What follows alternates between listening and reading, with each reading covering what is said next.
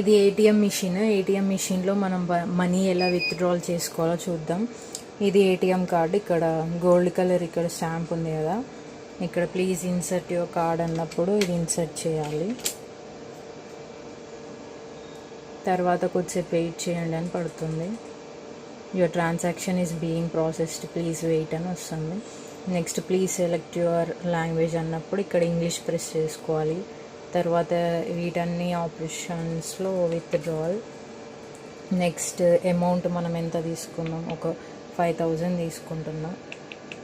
5000 press చేసి ఇక్కడ yes అని ఉందిగా, ఎస్ అని స్ట్రైట్గా ఇటు ఈ బటన్ క్లిక్ చేస్తే మన పిన్ అనేది ఎంటర్ చేసుకోవాలి.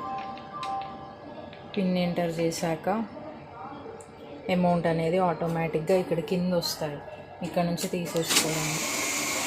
ఇది ATM machine, CC camera and ACs.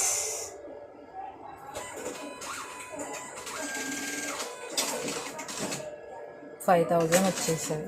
ఈ విధంగా మనం ఏటీఎం కార్డులో మనీ అనేది విత్డ్రా చేసుకోవచ్చు. Please collect cash and take your card. Thank you. ఇది ఏటీఎం మిషన్లో మనం మనీ ఎలా విత్డ్రాల్ చేసుకోవాలో చూద్దాం. ఇది ఏటీఎం కార్డు. ఇక్కడ గోల్డ్ కలర్ ఇక్కడ స్టాంప్ ఉంది కదా, ఇక్కడ ప్లీజ్ ఇన్సర్ట్ యువర్ కార్డ్ అన్నప్పుడు ఇది ఇన్సర్ట్ చేయాలి. తర్వాత కొద్దిసేపు వెయిట్ చేయండి అని పడుతుంది. Your transaction is being processed, please wait అని వస్తుంది.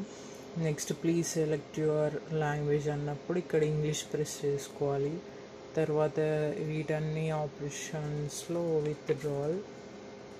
నెక్స్ట్ అమౌంట్ మనం ఎంత తీసుకున్నాం, ఒక 5000 తీసుకుంటున్నాం.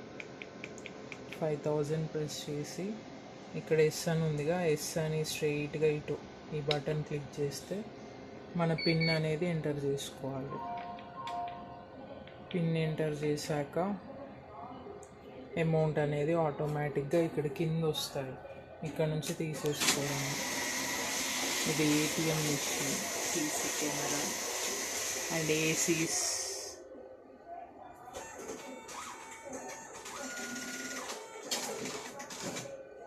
$5000 వచ్చేసాయి. ఈ విధంగా మనం ఏటీఎం కార్డులో మనీ అనేది విత్డ్రా చేసుకోవచ్చు.